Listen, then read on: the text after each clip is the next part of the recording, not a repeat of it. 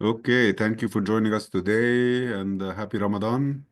Today we have joining us from Cairo, Egypt, Dr. Basel Refky. Will be giving a talk about fertility preservation in gynecological cancers. Thank you, Dr. Basel, for joining us. Always a pleasure having you with us, and the floor is yours. يعني thank you is never enough, Professor Hisham, for the kind invitation. It's my second time to be with you in your persistent webinar, and persistence is something that I really admire in continuous medical education. يعني ربنا يجعله في ميزان حسناتك. My topic today will be about fertility preservation in gynecological cancers, and those are my conflict of interest. However, the main conflict of interest is I and Dr. Hisham and most of the attendees here are oncosurgeons. And usually, when we are blamed why you are doing gyno-oncology, one of the main topics that we are accused of is being so aggressive, being so radical, and that we impair fertility of the patients. We do unnecessary oophorectomies, we do unnecessary hysterectomies. So this is something that made me several years ago very, very cautious and very, very aware about fertility preserving. And I do claim that we have now a very long list of fertility preserving surgeries, if not the longest series of fertility preservation in Egypt in all kinds of gynecological cancers.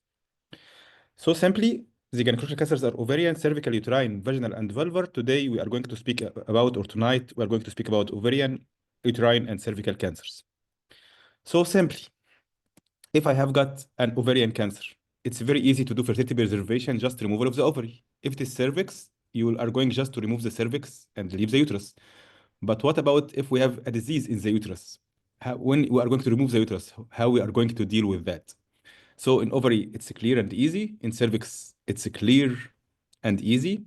But in the uterus, it may be not clear for some people, but will be clear after tonight didactic.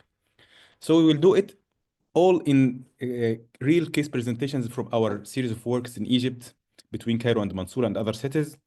So let's start with this case, who is 37 years old, single lady presented with abnormal uterine bleeding. She is divorced. She is preparing for new marriage. And hysteroscopic guided polyp removal on 21 revealed endometrial carcinoma grade 2.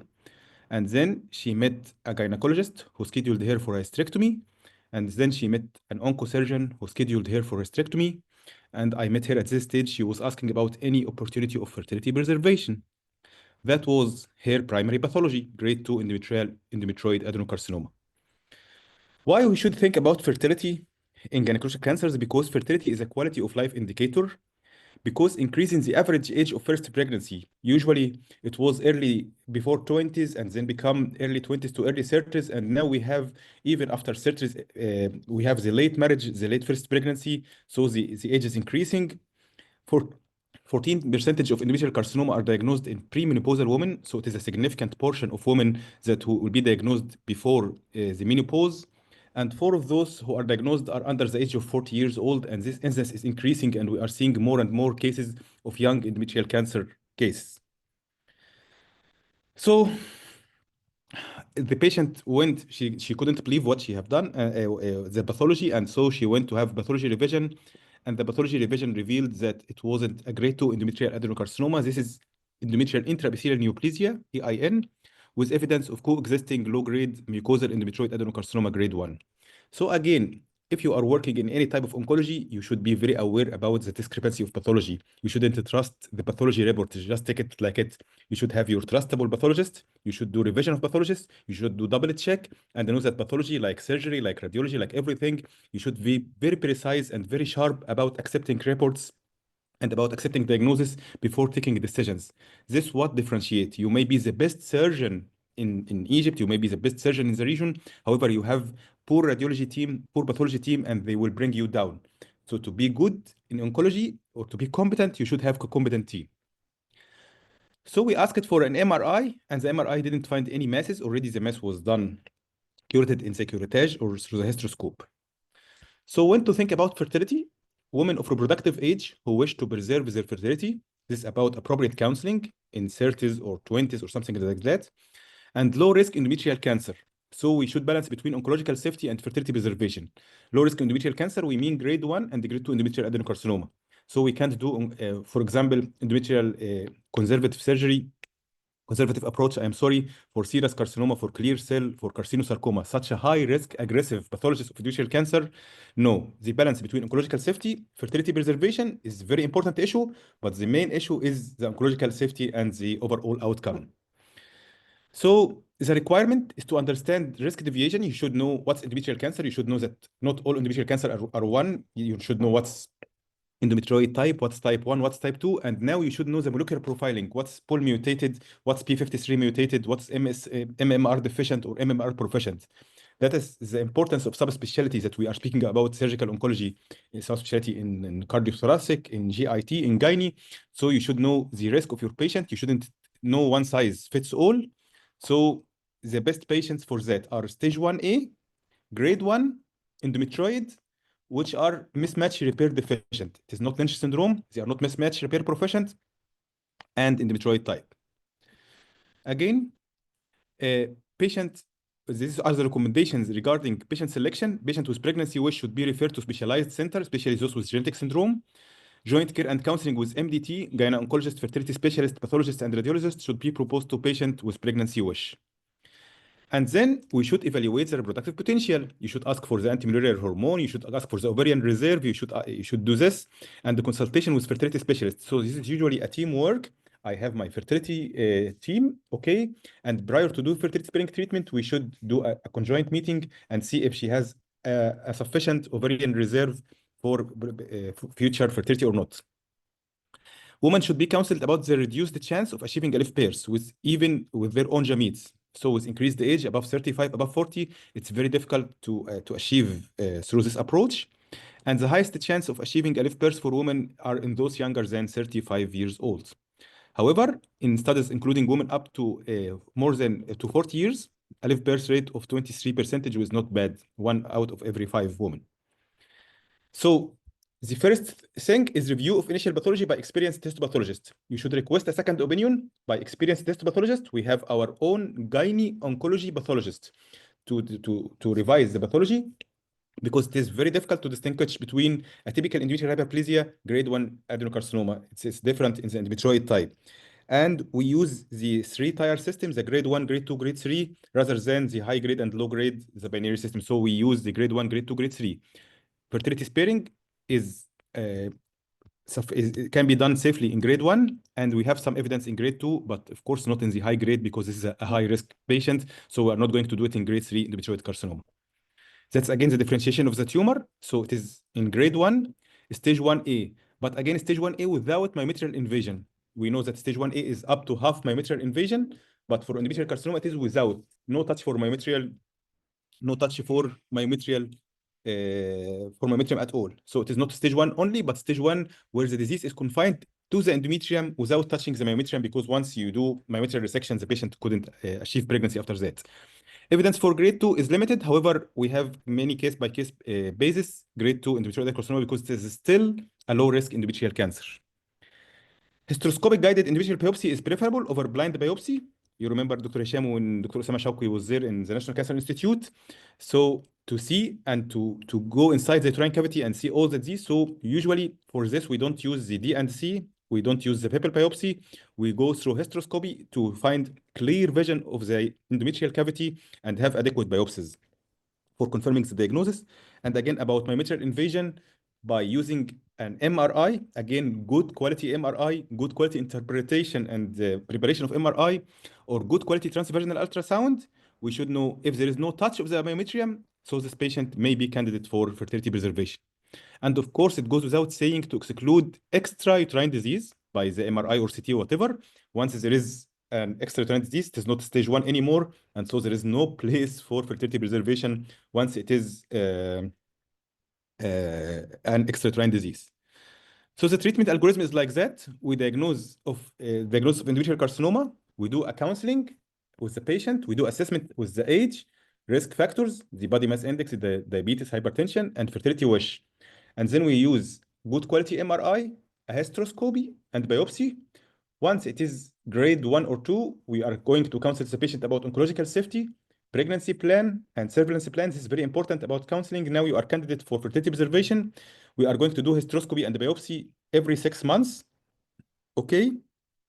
So we are going to insert a Mirena loop, which is what we call hormonal loop اللي هو بالهرموني, and plus or minus oral progesterone. So we give progesterone in the form of intrauterine device, hormonal intrauterine device, which is Mirena, and we give progesterone, which is Migas. We give it orally, and then we do hysteroscopy and biopsies every 3 months. Okay, every 3 months for 6 months. We will have either complete remission. Now we don't have disease. The first hysteroscope and biopsy it's free. The second hysteroscope and biopsy in 6 months is free. So I'm going to remove the loop, stop the progesterone, and I will go with reproductive specialist to encourage for pregnancy. Okay, after pregnancy, with delivery, we are going to do a cesarean section hysterectomy. Okay, we are going to remove the uterus with the delivery. If I have persistent or progression, I can continue hormonal treatment or I can proceed to hysterectomy and then continue hormonal treatment for 4 to 6 months and then go for treatment. This is a very interesting paper that I'd like all of you to read, which is ESGO guidelines for fertility preservation in patients with endometrial carcinoma. This is the key factor where you find everything about the molecular profiling. Again, the main thing is this patient is not P53 mutant because you know all the P53 mutant is high risk. And if a Lynch syndrome is identified, usually we don't do fertility preservation because there is high risk of developing additional cancers, endometrial cancers, and again, colorectal cancers, blah, blah, blah. So this is a Mirena loop that we insert, okay? And this is the hysteroscope where we go to look inside the uterine cavity. This is a Mirena loop, it's clear, it's inserted in its place. This is our real case that we are presenting right now, and this is the uterine cavity. It's all inside, it's very clear, there is no lesions, there is no polyps, there is nothing abnormal inside the uterine cavity. These lesions, we took it as biopsies, and then once you took those lesions as biopsies, and if they are free, you go out, and this is the loop just in place. Okay? So, again, this is a patient. Let's do a very fast revision. This is a patient who was presented to me 2 weeks ago. She is a doctor. She is 32 years old, and she has been married like 1 year ago, I believe.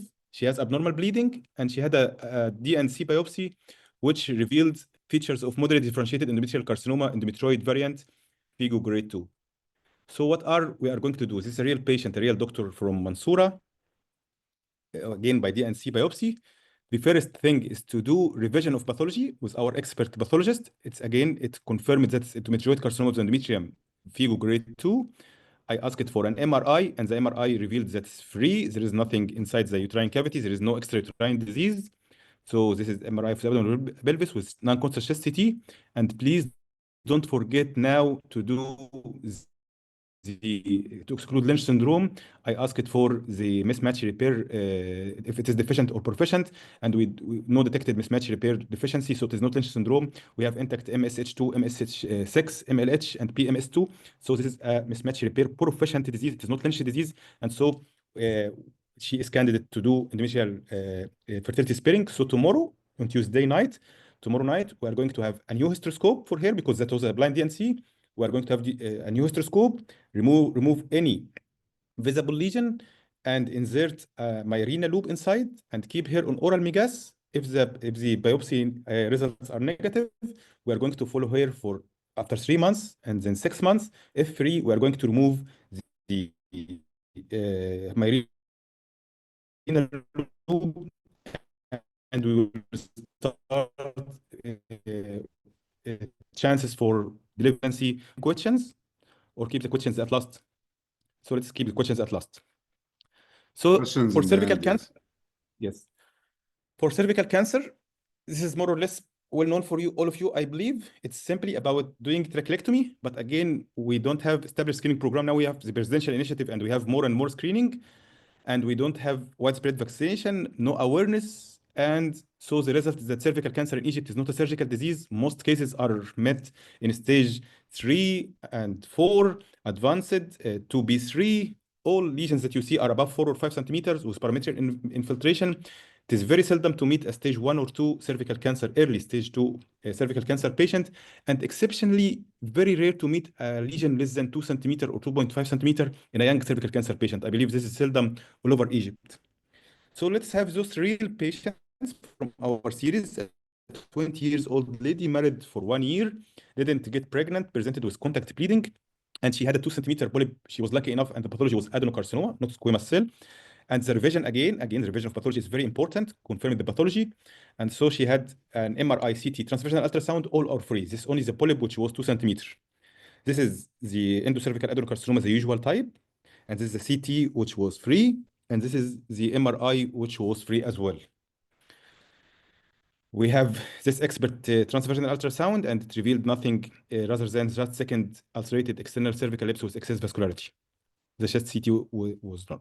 So we proceed to surgical treatment. We use the sentinel lymph node or the pelvic lymph node dissection first. So you do the pelvic lymph node dissection, send them for frozen section, and see if they are free or not. Once, if she is not positive, of course you can't do fertility preserving or you can do trachelectomy. And then you do uterine ligation, uterine artery ligation, or the anterior division of the internal iliac artery. And then you do complete mobilization of the uterus. You prepare the anterior and posterior and lateral spaces for the uterus. And now we do transection of the uterus after closing or coagulation of the uterine arteries on both sides by using a ligature or by ligation or whatever. Now the whole blood supply is based on ovarian vessels. And this is a very important story, because usually I met discussions with oncosurgeons and gynecologists. Are the ovarian vessels in the infundibulary vein ligament sufficient for uterine without causing uterine ischemia? Yes, and I have done like not less than 20 cases. And of course, usually you find the uterus clear and healthy like this. So you after preparation of all the spaces and coagulation of the uterine artery, but again, be very cautious while dealing with the infundibulary vein ligament. Don't do traction on the ovarian vessels, and just we take it out like this, and then you can very simply do trachelectomy right now. You can do trachelectomy for it, and then frozen section to confirm free margins is the upper, the vaginal, and the parametrial margins. And then we do circulage up around the uterine isthmus. And we do stenting of the uterine cavity to avoid stenosis, because stenosis may happen after that. And then you suture again the uterine anastomosis, the uterine body with the vagina. And that is the uterus now is safe, and that's the trachelectomy. This is a pathology which was grade 2, grade 3 cervical adenocarcinoma, 2 centimeter with clear cell component, no evidence of lymphovascular emboli, with free lymph nodes. It was a stage 1B1 at least. And again, this patient has been done in 2020, and up till now, up to 2025, she is disease free. This is another 28 years old patient, which was nulliparous with vaginal bleeding, and she has a cervical mass 2 by 1 centimeter. And again, the revision of the histopathology, and then it was well differentiated adenocarcinoma, and the MRI and the ultrasound, all you should do very good preparation of your patient and very good assessment by examination. Examination is very important, by ultrasound and by good MRI.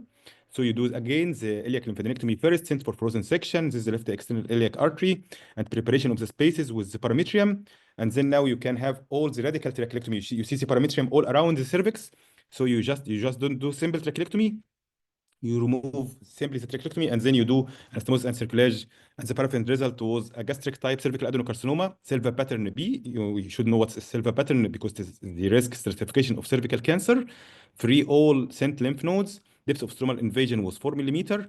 And distal vaginal margin, there was a small foci of atypical glands. And then again, this patient from, I believe, from 2021 up till now, she is disease free. She was 1B1. Okay. And this is last year follow-up. It was totally free, no active recurrent disease or no distant metastasis. So usually for doing this patient, we have what we call IGCS Echo Project. This is the International Gynae Cancer Society. Every month at the third Friday, we meet together online. This is Robert Coleman. This is Jarid Suhouli. Robert Coleman is from USA. Jarid Suhouli from Charité. We have people from Gemelli. We have people from Gustave Roussy. And so we discuss all the cases. So this case I presented just in February last month. She was a female patient, 17 years old, and this is the youngest patient I have operated on cervical cancer. She was married 6 months ago. We were lucky that she was married. She had postcoital bleeding, and she had cervical ulcer, polydifferentiated adenocarcinoma, which is high-risk disease, clear cell type. The post-contrast MRI was 2 by 2 centimeter. PET CT was done and no mets. And again, I counseled the IGCS tumor board. Yes, there's high risk, but I'll give her a chance. She's 17 years old. I'm not going to do a hysterectomy for her, even with this high risk pathology. We did a pelvic lymphadenectomy. It was negative frozen section. Radical trachelectomy was done again. You can see this is the cervix, this is the parametrium, and then this is the specimen of the cervix removed with all the parametrium around. It's radical trachelectomy. And the pathology was cervical clear cell carcinoma. Depth of invasion reaches the middle third of cervical wall. Lymphovascular emboli present. This is a bad sign. However, the cervical radial margins, the ectocervical margin, endocervical were all free, vaginal free, and lymph nodes were all free. She was again 1B2. This is a large tumor. And this is the IHC results with positive napsin A that confirmed it was a clear cell carcinoma. And all of cases, as you see, there was no HPV associated squamous cell carcinoma. I revised the decision with Professor Philip Maurice. Professor Philip Maurice is the head of gynae oncology service in Gustave Roussy in Paris, one of the very well-known hospitals in Paris and very soon in Cairo, inshallah. And he agreed to give her the chance about doing just radical trachelectomy, and then we will go for IVF directly. We will not have time for normal delivery. We will go for IVF directly, and we will not give adjuvant treatment for her. But usually in the usual site, we will give her radiation. So this is a paper that, again, I will recommend all of you to read, which is ESGO S2 ESP Guidelines for Management of Patients with Cervical Cancer. That was the update in 2023. And now we have the resources stratified that was launched in Cairo, and it will be published just in 1 or 2 months time. Finally, we have the ovarian cancer, which is the easiest part. The ovarian cancer, we can do fertility preservation in borderline ovarian tumor, in malignant germ cell tumor, or ovarian epithelial cancer. This is just the summary of anything that you can do for the ovarian cancer. This is a very, very nice paper by Philip Maurice and Alexandros from Greece. And so if you can see, this are all the types of epithelial and non-epithelial ovarian cancer. Every disease marked with green, she is candidate for fertility preservation. So in borderline ovarian tumors, stage 1A, 1B, 1C, up to stage 2 to 4, yes, stage 4 borderline ovarian tumor, she is candidate for fertility preservation.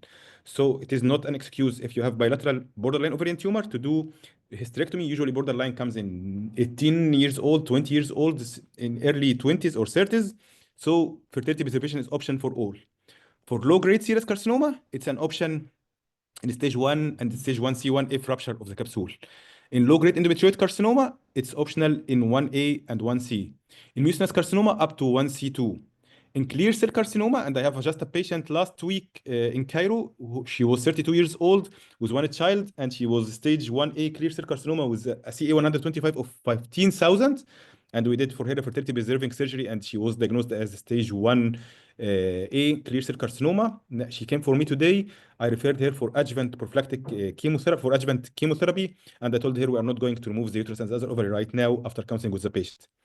In high-grade serous, which is much more aggressive, it is accepted only in stage 1A, and the same in high-grade endometrioid carcinoma and mucinous carcinoma. So it is clear, if we have a unilateral ovarian cancer, you can do a fertility preservation, whatever the pathology. Whatever the pathology, you can do a fertility preservation. It is not mandatory to do total hysterectomy and bilateral salpingioophorectomy.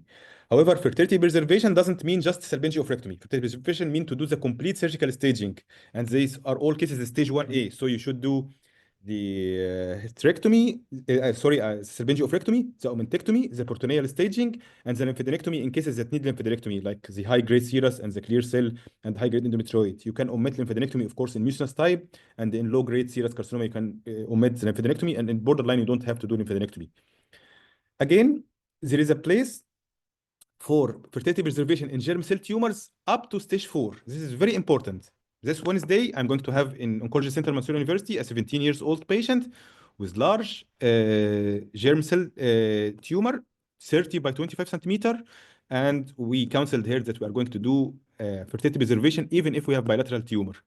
On Saturday, I have another doctor who is 32 years old with alpha-fetoprotein like 3,000 and large unilateral mass, and she was wishing to remove the uterus and ovaries, but again, we talked with her that we are going to do only fertility preserving surgery because germ cell tumors are very, very chemosensitive, and they are all candidates, even if they are bilateral, even if it's stage 3 or 4, don't rush to do a total abdominal hysterectomy or salpingioophorectomy in a premenopausal young woman who wish fertility. In gynecological cell tumor, and we all know that gynecological cell tumors are good indolent tumor, so you can do it even stage 1C1. Those with the yellow lines, the oncological safety is questioned, so it's in between. So, for example, low-grade serous carcinoma 1C2, you can do fertility preservation. Mucinous carcinoma stage 1C3, you can do fertility preservation. Granulosa cell tumor 1C3, you can do fertility preservation. However, those with the red or the red color, it is not allowed to do fertility preservation because this will impair the oncological safety, oncological outcome. So if you have, of course, bilateral high-grade serous or stage 3 serous carcinoma, which sometimes we see cases of high-grade serous with omental nodules, and since someone asked me, it is only one ovary, can we preserve fertility? And I say, you can do anything you want, but the evidence is all against what you are doing, okay? So this is a nice case scenario about a 25 years old medical intern. She was presented with abdominal enlargement. She had a high CA 125, normal alpha fetoprotein, LDH, beta HCG. The cytology from here was malignant smear and both usual lines like those. And then she had a PET CT, and the PET CT said there is amalgamated pelvic masses on the right side with right adnexia, SUV max 7, it is 14 by 13 centimeter, and on the other side, and there is marked ascites, and the decision was to give her neoadjuvant chemotherapy. Again, it's all about revision of pathology and why to give neoadjuvant chemotherapy. You are oncosurgeons here, and you know that there is no place for giving neoadjuvant chemotherapy except in irresectable when you can't do a complete cytoreduction, a CC0 resection. So ascites is a stage 1. It is not an indication. We don't have pulmonary nodules. We don't have, but here she had peritoneal deposits and was to correlate with histopathology. But again, peritoneal deposits are not an indication for neoadjuvant unless she has a very high PCI and she have a tissue pathology confirming malignancy. So on chemotherapy, she did the BRCA1 and BRCA2 mutation, and there was no BRCA1 and BRCA2 mutation. And on chemotherapy, the ultrasound was progressive course as regards the extent of previously noted bilateral neoplastic adnexial and peritoneal soft tissue lesions. And she was a medical intern, not even started her career, and she came for me and after chemotherapy, and the decision was to do the decision was to do a radical hysterectomy, not a radical hysterectomy, of course, a simple hysterectomy with bilateral salpingioophorectomy. And again, read the radiology: diffuse omental and peritoneal thickening and duality with omental cake, blah blah blah. This is a very aggressive pathology. Once we opened, we found this picture. This picture should be pathognomonic for any one of you working. This papillary projections is pathognomonic for borderline ovarian tumors. It was bilateral borderline ovarian tumors. The ovaries are clear.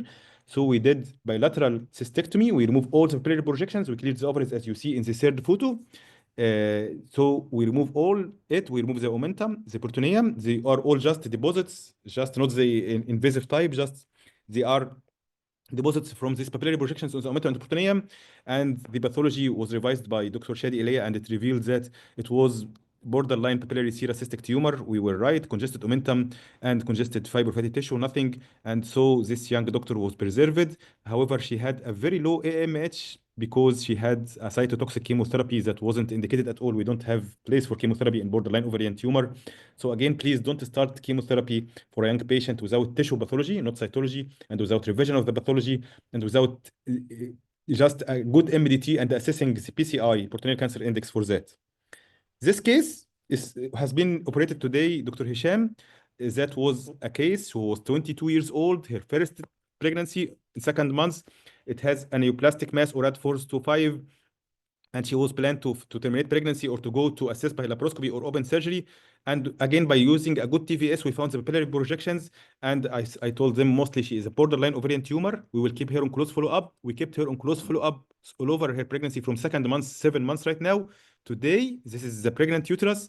She delivered with a gynecologist. We entered. It was a characteristic photos of borderline ovarian tumors, and we did a bilateral cystectomy, as you see in the third picture, and both ovaries as were preserved, as you see in the picture down. So we did a bilateral cystectomy, preserving both ovaries, omentectomy, protonectomy, and she had her child today, her first male child, and we are going to follow her up for a second and third child, I hope, inshallah. Lastly, this is just a more advanced case scenario. She's 37 years old, presented with penometrorrhagia. Again, she has MRI that's suggestive endometrial polyp and URAD for suspicious ovarian mass. She had a suspicious ovarian mass, hysteroscopic polypectomy, and laparoscopic salpingioophorectomy in our center in Oncology Center University. Specimen 1 was endometrial polyps, and specimen 2 was left ovary. And specimen 1 was high-grade endometrial carcinoma, and specimen 2 was infiltration by the same tissue for the endometrial. So it is very common. Please, if you have endometrioid carcinoma of the ovary, you should exclude the presence of endometrial lesions. So usually endometrial carcinoma is in the uterus and the ovary. So we said there is a place for fertility preservation in stage 1, endometrial carcinoma. However, you should exclude the presence of endometrial carcinoma inside the uterus. Okay? So fertility sparing techniques, it is according to pregnancy desire, according to age, according to cancer type. You should know every type. You should know that the granular cell tumor behaves differently from low-grade serous. Low-grade serous is a completely different story from high-grade serous, and the mucinous carcinomas are different than infiltrative or rather than the expansile type. You should go in depth. That is the value of subspecialty. The stage of the disease is very important. In some stages, like germ cell tumors or borderline tumors, you can do fertility preservation even in stage 3 and 4. However, in other, like high-grade serous, it is only stage 1A, sometimes extending to 1C, like low-grade tumors. Treatment type, the type of surgery, the adjuvant treatment, the time available, and the likelihood of ovarian metastasis. You should know what's the fertility preserving techniques. In ovarian cancer, it is very easy. We do adnexal resection, okay, and do the complete surgical staging. Again, it is not only salvage oophorectomy. You should do omentectomy, peritoneectomy, and lymph node dissection, systematic lymph node dissection, not sampling, as indicated according to the pathology. In endometrial carcinoma, it's hormonal treatment. After surgical resection by hysteroscope, you do hormonal treatment by combined local IUD, hormonal IUD, and then oral progesterone. In cervical cancer, you can do conization, simple or radical trachelectomy, or you can give neoadjuvant chemotherapy followed by trachelectomy. Again, this all should be done with the fertility specialist team with oocyte embryo cryopreservation, ovarian tissue cryopreservation, in vitro oocyte maturation, and all of that. And that's how you be accredited as a training center in gynecology. And thank you, Dr. Hisham. It's only 30 minutes. Very well. Thank you, Dr. Basil, for this concise talk. We can start by taking questions from the audience. Any questions from the audience? Please, if you have a question, raise your hand. Dr. Ashraf. يا ريت اشرف تبقى صعبه عليا اتفضل. يس اشرف. صباح الفل يا باشا. First of all, thank you very much for such an amazing and concise lecture. I have just a few questions. First, in uterine cancer, do you recommend hysteroscopic resection of the endometrium or just hysteroscopic biopsy? I think hysteroscopic resection without involvement of the endometrium, yes. Full hysteroscopic resection, not just biopsy, not just removal of the... No, because you should remove the whole lesion before inserting the Mirena loop. Okay. Second question, what about use of metformin in combination with the progesterone? I think there is a recent meta-analysis and systemic review that recommend metformin. I know it's not in the ESGO guidelines. Yes. Do you recommend using it or just still experimental? Again, Ashraf, to be clear, these are all like case series and case reports. We don't have strong evidence for that. For my own experience, I have like 10 to 12 cases of endometrial cancer right now who are following conservatively with me. I am using only the progesterone, the oral plus IUD plus loop. I have never used metformin. And of course, if we have a systemic review of metastasis, this should be respected, but it's not in the guidelines. In the guidelines, either the ESGO or the ESMO or in NCCN guidelines, it's only the progesterone treatment. But you can add metformin. Okay. Is cesarean hysterectomy, is it recommended or it's mandatory or just recommended? No. We can do after that with Dr. Hisham, fertility preservation, endometrial cancer alone, cervical cancer alone, and ovarian cancer alone. So there are some data about, yes, after the first pregnancy, you can go for another pregnancy and then do hysterectomy after the second. Again, we follow up our patient maximum up to 2 years. There is no data about beyond 2 years. So if your patient is single, if she is not married, if she doesn't have a partner, after 2 years, you should do the hysterectomy, because I myself had one patient who remained for 3 years and then she developed ovarian metastasis and we did for her a hysterectomy. She insisted on not doing the hysterectomy. Of course, I was pushing her to do the hysterectomy for years. But we have many patients who have so after 2 years, you should do the hysterectomy for your patient. It is recommended after the first delivery. Now you are lucky enough, you have your first baby, to do the hysterectomy. But some papers write that you can go for a second pregnancy, but never after the second, okay? Yeah. That's for endometrial cancer, I'm talking about endometrial cancer. So yes. So pregnancy.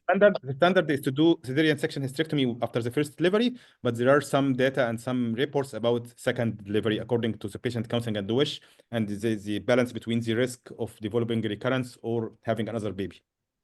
Yes, I'm just asking because, as you know, pregnancy is a progesterone dependent environment. So the patient for 9 months, she's under a massive progesterone from the pregnancy. So it's as if we are just still giving her oral progesterone or the Mirena.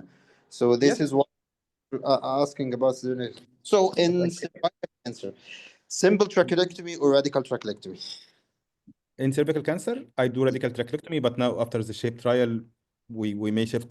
They shifted for simple hysterectomy, so you may shift in very early cases for simple trachelectomy. But up till now, the data is for radical trachelectomy, so I do radical trachelectomy. And as I do it an open abdominal, so it is easy to do a radical trachelectomy. You know, if you do it vaginal or laparoscopic, yes, you may go to simple hysterectomy, but I do it radical trachelectomy. And again, these are all like very limited evidence and personal experience. There's not strong data, you know. Yes, ma'am. Thank you very much for such an amazing lecture as always. Thank Thank you. you. استاذنا الجليل دكتور مدحت عايز يسال دكتور مدحت ثانية ماشي. واحدة. اوكي دكتور مدحت. شكرا. Okay, do you hear me? Yes. Yes. متشكرين أوي رب باسل. هو أنا السؤال بتاعي how did any of these patients get pregnant and how many? That's the first question. And second question was what's the local recurrence in such cases? Yeah.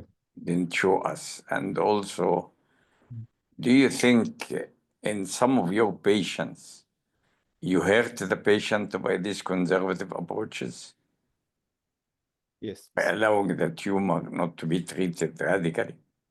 Yes. So to be honest, Dr. Medhat, I'll start with the last question about hurting our patient as long as we are following strict guidelines with evidence, with many papers written. So it's an option. It's like doing conservative surgery for the breast. For years, we have been against doing conservative surgery, but now it is the standard of care in breast surgery. So we are not hurting the patient as long as we are following the data. As I told Ashraf, if you are going for a second pregnancy, you may be hurting your patient. If you do it in a grade 3 endometrial cancer, you are hurting your patient. But as long as you are doing it in grade 1, grade 2, non-Lynch syndrome, so we are following strict guidelines from all the societies. So we're not hurting them. For getting pregnant, ovarian cancer patients, of course, who have been treating by fertility preservation, we have many, many cases because ovarian cancer is the easiest part. So for ovarian cancer patient, of course, as I told today, we had this patient who was delivering her male boy, and we have a very long series of delivery with ovarian cancer. For endometrial cancer, we have only one patient who got pregnant. And you know, Dr. Medhat, that the problem is not the technique or something. The problem is that most of them either are single or get divorced after the diagnosis. This is a problem really that I want to manage. So I had two patients last year who got divorced. They were very young, 20 plus. And after being diagnosed with cancer, just their husband said, I'm inti طالق. So this is a problem that's not written in the literature. But now we had one patient who had recurrence, as I mentioned, with ovarian mets, and we break her uterus out 2 years ago, and she's doing well because it was a grade 1, but we had to do a hysterectomy.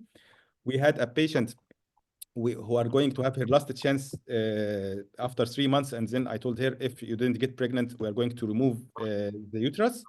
We have a local recurrence in a case of cervical cancer, but the other cases didn't get pregnant, but they didn't get recurrence. We have a very good cure rate. And most of them have been followed for more than 4 or 5 years. But again, the last case that I did 3 months ago, she was 17 years old. She was clear cell carcinoma high grade. I'll be very skeptical. I'll not go leaving her to just for more than 6 or 9 months. If she doesn't get pregnant, I'm going to take her uterus out because that was high risk with lymphocyte space invasion and clear cell carcinoma. But she's 17 years old.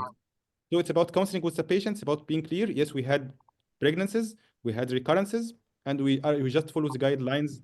Sometimes, to be honest, we had endometrial cancer patient with low-grade ovarian cancer patient, and this patient, we had it in the IGCS echo tumor board, and they suggested we can give her a chance. And luckily, this patient is pregnant right now after having endometrial carcinoma and removed polyp and ovarian mass, the United Surgical oophorectomy, and she is pregnant right now. And we are waiting for completion of the delivery. Well, do you think that homologous uterine transplant would be a good alternative? To be honest with you, Dr. Medhat, I already applied in Al-Azhar for a project of uterine transplant that we are preparing with Asyut University. It has been more or less, I believe that we are going to have a refusal from Al-Azhar for religious and legal reasons, and I can discuss this. This can be But this will not affect the chromosomal pattern of the patient. yes, but This is about, it is about is not. That's exactly, and I took a fatwa from Saudi Arabia about that it's halal to do uterine transplantation, but they are very still they are discussing it, and they say no. And what if this partner, if the patient that you take from the uterus want her uterus back, and something like this, they should discuss everything. So they asked me, where you take the uterus from? I had already a patient, I had the donor, I have the recipient, and I have the team that are ready to work. But then the Azhar asked me, if the patient, her aunt, she was aunt is a donor. If her aunt wants her uterus back, she is 39 years old, what you are going to do? Well, I think you don't have to ask the Sheikh of Al-Azhar for that. For uterine Because they transplant, don't I know believe, really. They I don't believe, know. yes, they don't know, and I know that, but for medical legal Yeah. aspect, for IRB approval, you don't have اسألوا the أهل الذكر إذا كنتم لا تعلمون. دولت مش أهل هيذبحوني الذكر هيذبحوني يا في دكتور مدحت، الحاجات دي. هيذبحوني. وبعدين انا كمان دولت عشان أهل الذكر في الوضوء والصيام والحاجات دي يعني. انا عشان اسمي مريب شويه كده باسل رفقي، فناس كتير فاكراني مش مسلم، فهيقول لك اه شوف ما هو مش مسلم وعمل بتاع، فيعني ببقى حريص شويه في الحاجات دي. بس انا مسلم حقيقه يعني. ماشي. ماشي يا لا باشا. لا بس دولت أصل أنت لازم تابروتش الناس اللي بيفهموا منهم. أنت مش هو لازم لازم تاخد موافقته. ترانسبلانت أنت you don't have to get to their consent from the ما beginning. هو Don't worry to about do it that. I must do it in a university hospital. I must have an IRB approval, and for having IRB approval, the first question will be about the religious and legal issues about it. لو حضرتك If تقدر it's تساعدنا over, في ده، yes. I have 2 or 3 cases ready right now. لو حضرتك تقدر تساعدنا في ده I am totally we can do it in the NCI. انا جاهز بالحالات وبالدونرز، كلها حاجات والحالات بقى اللي هي مش مالجننت، كمان الحالات اللي هي اوريدي عندها طب كونجنتال. الدونرز بتجيبهم منين؟ هل من في حالات واحده عندها بناين؟ اختها، ريدي، وفي واحده عندها خالتها ريدي. they are first relatives، والاثنين congenital بوست absent. منوبوزال يعني ولا ايه؟ لا لا they are 37 38 something like this. اسمها ايه دكاتره الناس اللي معانا روتونسكي، ما اعرفش اسمها السندروم، اسمها ايه اللي بيبقاش فيها يوترس، الجينيكولوجيست ما يقدروا يفكرونا بيها. فالحالات يعني بناين كونجنتال ابسس اوف يوترس وريدي، واحنا قدمنا المشروع بس يعني شكله لن يرى النور يعني. ماشي. ثانك يو. شكرا. Okay, any other questions? كان في حد رفع ايده بس any other questions please? If you have a question raise your hand. في دكتور حسن دكتور عمرو عمرو. ابو زيد. Hello. اتفضل Yes, دكتور عمرو. please speak. Thank you, Dr. Basil. Please, I have 3 questions. First one, if I have endometrial cancer, non-specific molecular profile, AR negative, is a candidate for fertility preserving surgery or not? Second one, when I do fertility preserving for endometrial cancer, we do Mirena with oral progesterone. Can we instead oral progesterone by injectable medroxyprogesterone 150 milligram, and how can I use? Third one, in recurrence case, such as borderline granulosa cell, having fertility preserving surgery in the past by oophorectomy one side, and have a recurrence in the other ovary, is a candidate for fertility preserving or not? Thank you, doctor. Thank you, Dr. Amr. So for the first question about the non-specific nuclear profile with ER negative, you know that the ER negative is a bad prognostic sign. Non-specific nuclear profile is just midway between. Again, the only contraindication for doing it, if she is P53 mutant, so this is a high risk, so this is excluded already from fertility preservation. She is serous and P53 mutant, you can do it. If it is mismatch repair deficient, if it is you suspect Lynch syndrome, it is not advised to do fertility preservation. We don't have an answer for non-specific nuclear profile patient. Okay, so you can go and do fertility preservation.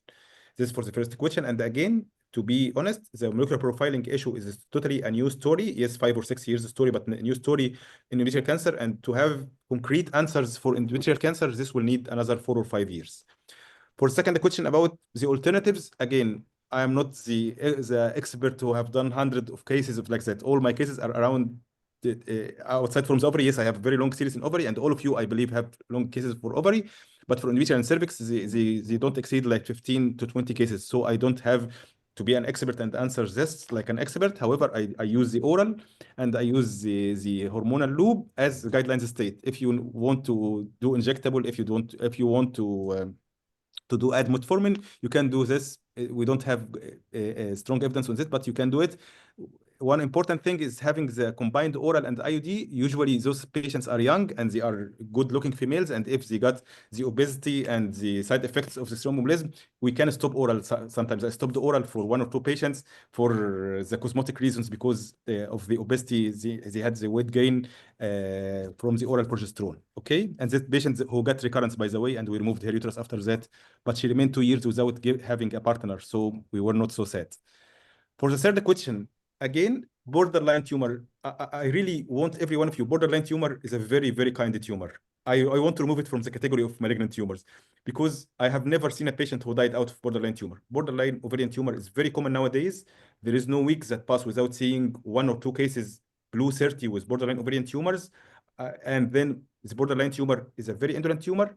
To turn malignant, it will need more than 15 to 20 years. And if it turns malignant, it will turn to a low-grade calm tumor. So just keep here and follow up. And that's why the guidelines changed right now. Before, we say that borderline tumor is managed conservatively until the patient completes the family, or she is 45 years old, and then go and pick out the uterus and ovaries. Now it is not like this. If the patient is doing well, and if the patient is going well, and she is borderline tumor, even if she is 45 and 50 years old, and there is no recurrence, you can leave. You don't have to go and remove the uterus. So treat borderline very, very calm. Borderline is a good enemy, okay? Even it is not an enemy, by the way, and just go conservative for her. You can keep her on conservation for several months. The most important to exclude the presence of invasive carcinoma, which will be low grade, and you'll have the time gap again to manage conservatively. Okay. So yes, for borderline, if the patient wish for that, you can do recurrence. I had as a patient who I already left very few ovarian tissue after cystectomy and after unilateral episiotomy, and according to her wish, and then she got pregnant after 2 months. That was the second pregnancy. That was very astonishing with a low AMH. Okay. So for borderline, be kind with the patient. Don't go for radical surgery until you have a true indication. The same for granulosal tumors. It is more aggressive tumor, but with very late recurrences. So you can give her a window like few months to few years for follow up for her fertility wishes. That's my answer, Amr. Thank you. Okay, and Dr. last Taha. question, Dr. Taha.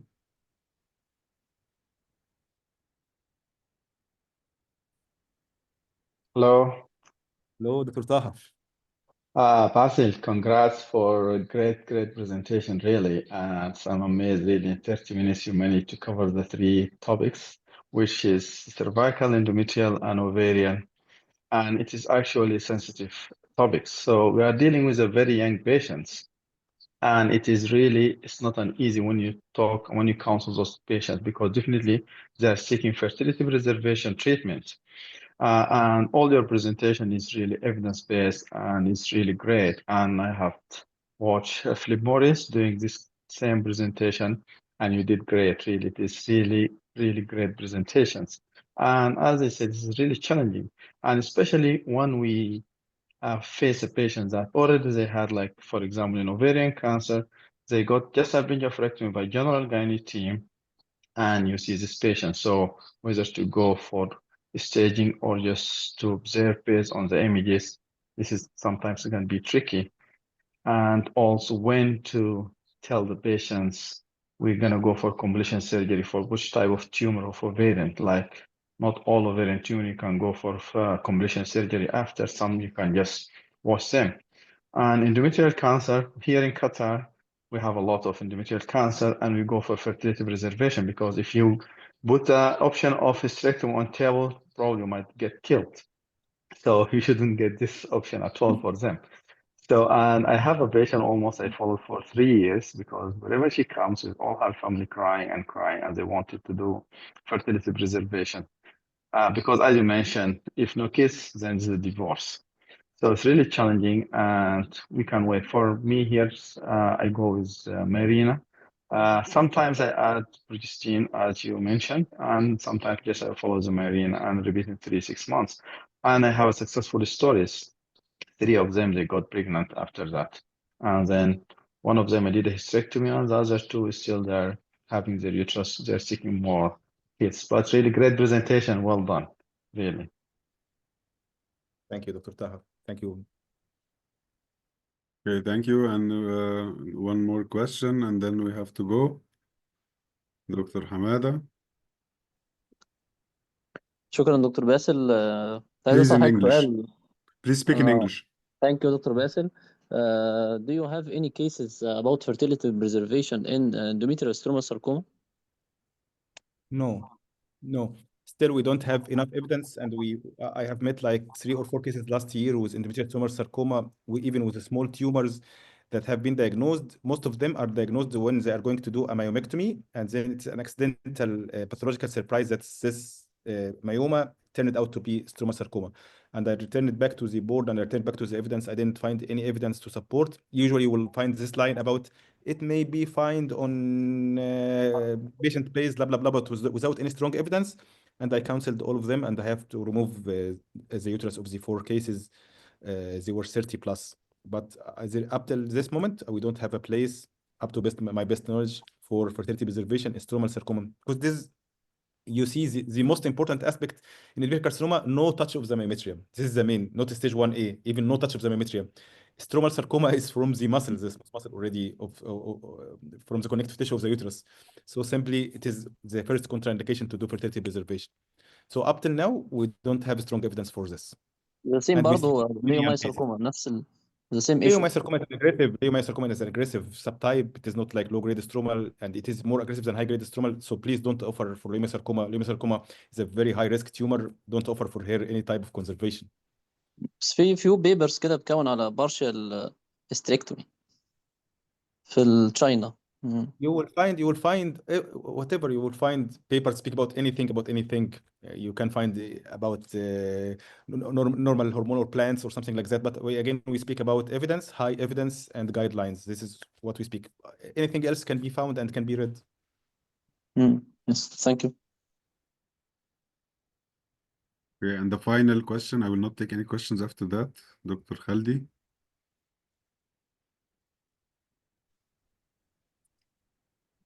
Alaikum.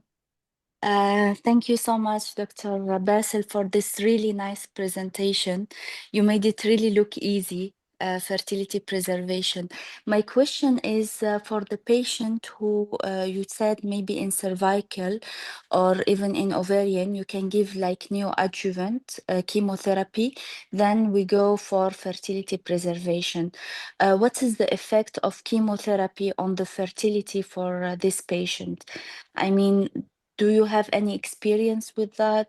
Have you had any patient who had pregnancy after chemotherapy? And thank you so much for this presentation. So simply, now we have what's called I believe the contents as a conservative trial. Okay, the conservative trial in cervical cancer, it's has been published last year about giving neoadjuvant chemotherapy for those patients willing to do a trachelectomy. So you give neoadjuvant chemotherapy and then putting radiotherapy and then doing cervical cancer. It is not my own experience. I haven't done that for cervical cancer, but we have a very well-designed randomized controlled trial, conservative trial, which speak about that aspect. For ovarian cancer, again, all cases of germ cell tumors, they receive the PEP protocol. The PEP protocol is not ophrotoxic. So you have the neoadjuvant chemotherapy or you have the chemotherapy after that. It is not ophrotoxic. Okay. And Taxol carboplatin are more or less ophrotoxic, but not that much. Again, this is a place why we speak about dealing with the fertility preservation. If it's cervix, you can do a cryopreservation, you can do oocyte preservation, and then keep the ovaries, and you can give or some embryo even if she is married, and then to do that with the fertility team. But for me, all of this is theoretical. I haven't tried this up till now.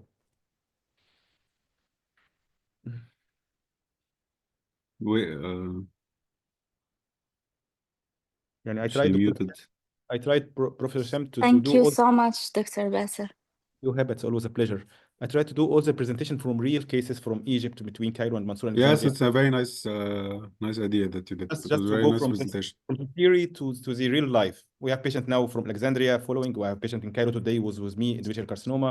Tomorrow the doctor of Mansoura who has My only comment would be if we can not talk about the personal issues of the يعني you keep mentioning the doctor, the medical مش عارف ايه.